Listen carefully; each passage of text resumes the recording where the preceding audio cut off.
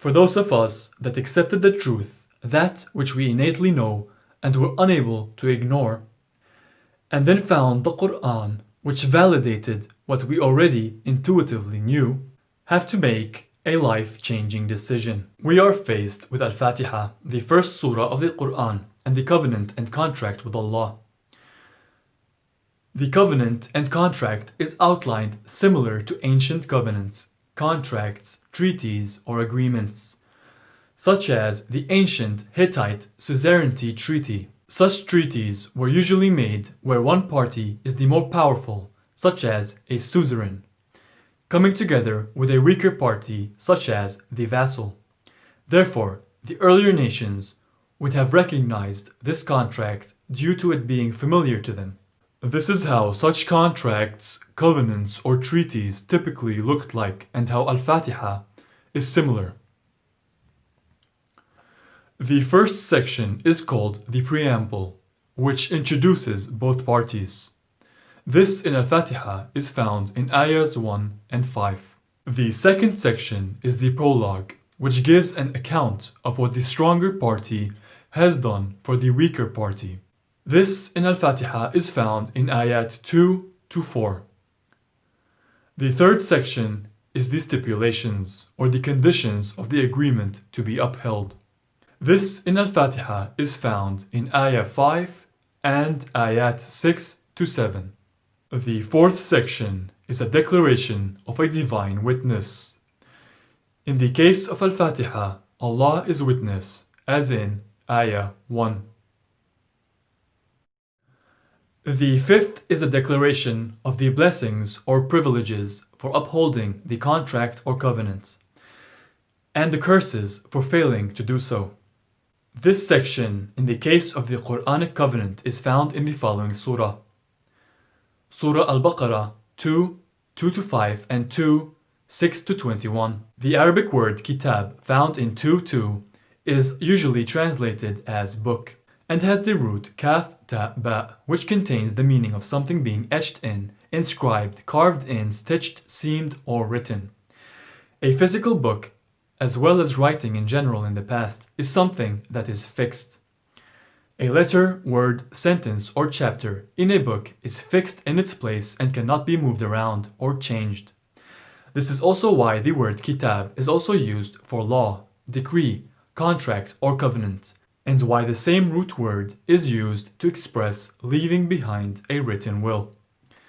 This can also be found in English, for example, to book a meeting. Therefore, keep in mind that the context of the covenant is continued into the following surah, namely Al-Baqarah, Surah 2. Now, if we accept the terms and conditions which are outlined in it and defined in depth in the Quran. Keep in mind though that the Quran in addition serves to confirm what is within its scope, as stated in Surah 10, Ayah 37. Then we are to uphold it and adhere to the laws and commandments of Allah. By agreeing to and adhering to this contract or covenant, we become free from all other contracts or covenants that were enforced on us without our full knowledge and consent, and which go against it, as our contract or covenant with Allah supersedes all other contracts. Of course, while also keeping in mind that we have to uphold all contracts and agreements that we make knowingly, meaning those agreements that are clear to both parties, where they are both fully informed and have given full consent.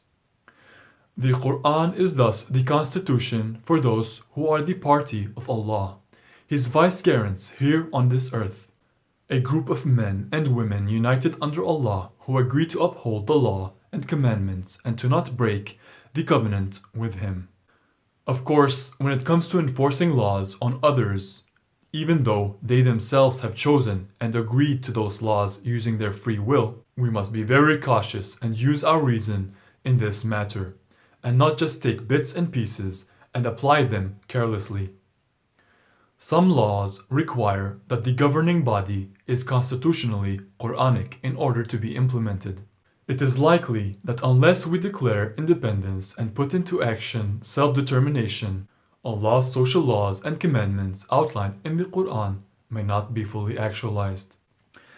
In the event that a community has chosen to uphold the covenant with Allah and His laws and commandments, we are to be extremely cautious in order that we do not repeat history. The ruling class or the leadership, as well as the individual members of the community, must protect and maintain freedom. What does this mean? Freedom, in the societal sense, is when the members of the community are able to do whatever they choose to do as long as it does not take away or endanger the life, liberty, or property of another. Therefore, the role of the ruling class is not to add laws or enforce certain behavior through coercion. They are not there to tell others what to do or force them to do anything. As long as the leadership is operating under the Quranic guidance, their authority is to be respected and obeyed. If we are to be a united group, only when they deviate or are unreasonably harmful to the community are we to disobey. See Surah 4, Ayah 59. Their role, as well as the role of the community as a whole, is to ensure that it protects the freedom given to them by Allah and only use force when it comes to eliminating behavior which takes away or endangers the life, liberty, or property of another. The enforcing of laws is to come from a position of defense and not offense. Societal laws given to us by Allah are there to protect the individual, the community as a whole, as well as society at large. These laws are given to us in order that we may prevent the breakdown of society, the destruction of the community, and subjugation. In order that we may safeguard ourselves from being corrupted from the inside, we must make sure that the leadership may not add, remove, or change any laws ordained by Allah. This is to prevent our enemies who believe that they can and should assimilate, deceive, and pretend to be the best of us in order to reach a seat of power. Only once they have authority and power will they show their true face and doctrine, and then lead people astray through coercion. The truth does not need to be forced on anyone. There is no compulsion in this doctrine.